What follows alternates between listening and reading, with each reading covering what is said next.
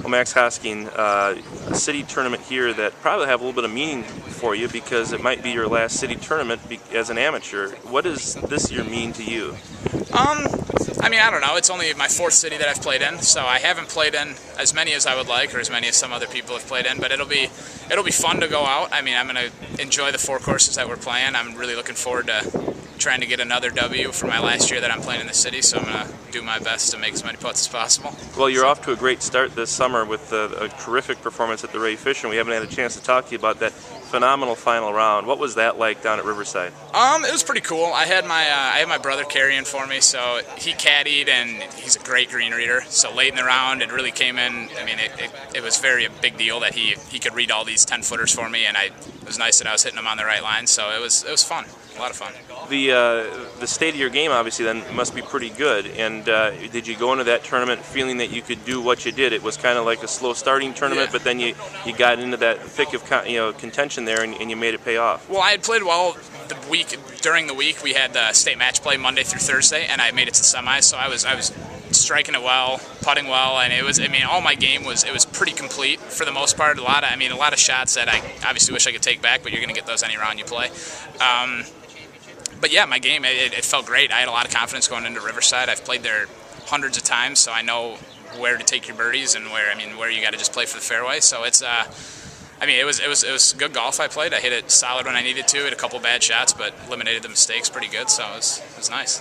And how does that play into the rest of your summer then? Obviously, with state AMs and U.S. amateur qualifying in the city tournament, does it heighten expectations, or were the expectations high to begin with, given what you were hoping to do at the end of the summer? My expectations are always high. I think that if I play well, there's no reason why I can't be right there in any tournament that I play in. I think that I know that I can make birdies on holes, so it's just I don't know. It's a matter of just getting into the hole, keeping it under control, and not thinking too much about my score, and just trying to play my own game. The city tournament coming up here, you've won it. You chased Cody last year. He got it. Let's talk first about the rivalry. He said it used to be pretty intense. It's a little bit more friendly now. What's it like having a guy like that in the field?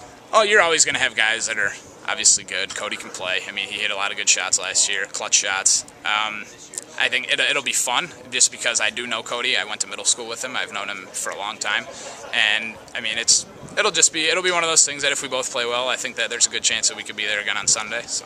It must have been quite a middle school gym class then, huh? Did you guys have a golf unit that you guys could take money off the other kids? Steiny and I were hoping that he came to La Folla because he didn't come join us. He went to Edgewood. If he would have, that would have helped our team a ton. It sure would have. Now, your plans in terms of beyond the city tournament, you said if you qualify for the USAM, you might not turn pro for a little bit, but turning pro is on the horizon. Can you talk about that plan? Definitely. Well, the plan is if I do not qualify for the USAM, which I would obviously like to, I will turn pro before the state open.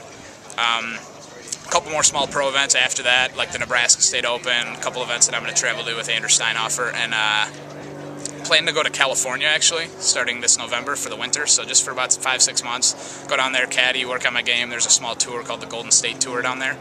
So we're going to maybe play a few events, but definitely work hard on my game, then just see where we can go. Is tour qualifying in the cards for this year yet? I don't believe so, no.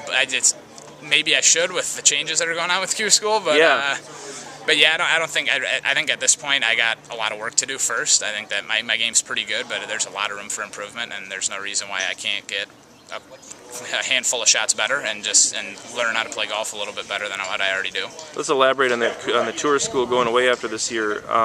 What does that mean for someone like you that's trying to make it? What has to happen to you to get where you want to go? Well, really, you have to find a way to play in instead of just qualifying in. I mean, if you look at the tour stats, obviously the last 20 or 30 years, the guys that make their careers on the PGA Tour are the guys that play their way up.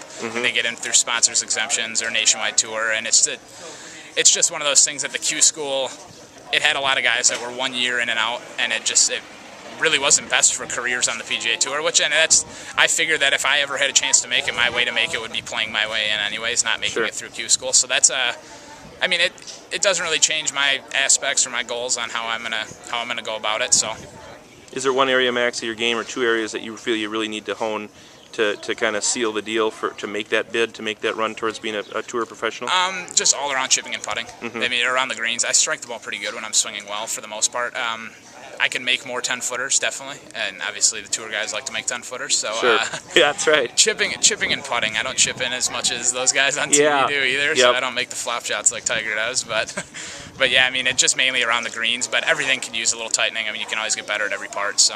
Well, hey, Max, good luck in the city tournament, and good luck with your aspirations beyond that. Thank you very much.